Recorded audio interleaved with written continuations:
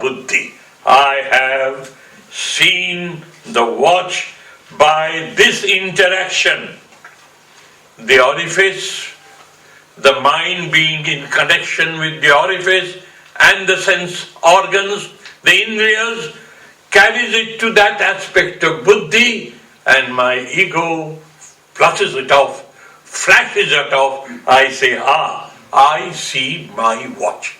I am attentive, I have concentrated my attention, and I see my watch.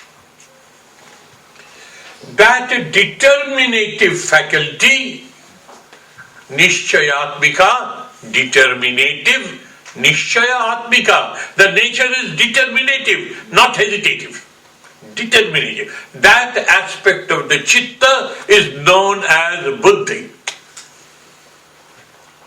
So, the eyes, the optic centers in the nerve, the mind and the buddhi and the egoism, my awareness of myself, they four make into one whole known as the antahkarana. Antahkarana means inner instrument. Karana means an instrument. So, my dear friends, to start with, it is being now analyzed a day-to-day experience through which we keep on moving and take it for granted what it is, never ever stopping to analyze how and why of it. So, all these aspects, the manaha, the indriya, the buddhi, the egoistic approach, attitude, they are all various vrittis of chitta. Listen to me carefully, please, so that it is very clear to you. The chitta is like an ocean, which you call nebulously my being, my psyche, my personality. These are the common words that we use. But it has to be properly analyzed. It is something which is fluid in nature. And just like, say for instance, a big jar of water or a bowl of water, if you drop something, it gets into a ripple.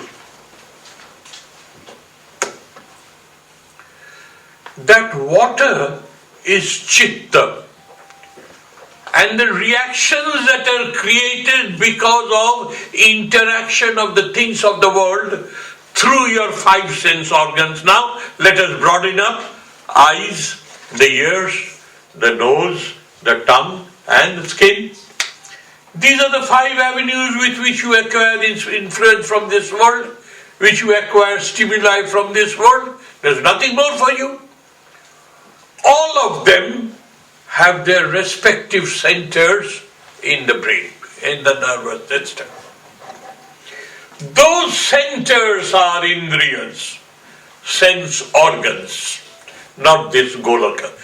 This is a seat of that. There's a window for that, an opening, an orifice for that. But the organs, the indriyas, they are in the brain. Mana is a part of chitta. It is called mana when it plays this role. Buddhi is a part of chitta when it plays that role of this is this. I am separate from you all, I am. Part of chitta when it takes the shape of amness. That means each and every wave formation, vritti, has a particular name, a particular role to play, and has a particular contribution to your spiritual enlightenment. So yoga says, I am a procedure known as a yoga, practicing which, following which, you will be able to stop the formation these waves in water. And when the water is pure and clear and crystal clear and still, you can see deep under that water what is hidden there. You will be able to see deep within yourself what is your true original nature. Yoga chitta vritti nirodha. That is, yoga is a procedure, it is a methodology, it is a, how do I explain, procedure, methodology, technique, call it by any name, which teaches you to identify what is chitta. How come the vrittis arise? And how to stop that formation of vritti by constant habit. Abhyasat. Abhyasa means repetitive efforts. And a time will come when this chitta, your being, your personality, your psyche is so stable, so undisturbed, so crystal clear that it will allow you to see beneath your so-called self your true original nature. That is the principle of yogic exercise. Why it has taken shape in the form of Ashtanga Yoga, Hatha Yoga and so on. So will come later on as and when the commentary or as and when the sutras, they refer to it. But it is all right to think of it. But let us try and understand, it is the mind and the mind alone. It is the chitta and the chitta alone which is the cause of human misery and bondage and limitation. It is this chitta and chitta alone will be made a cause to my liberation and my mukti. That is the only instrument that I have.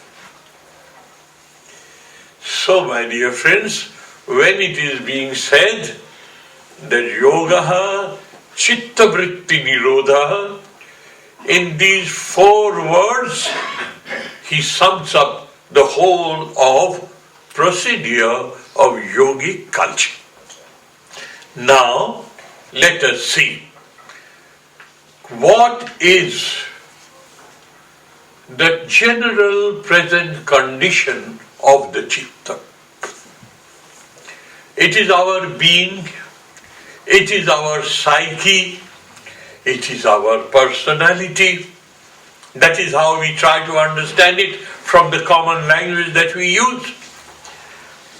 It has a tremendous impact on my understanding as well as my behavior pattern.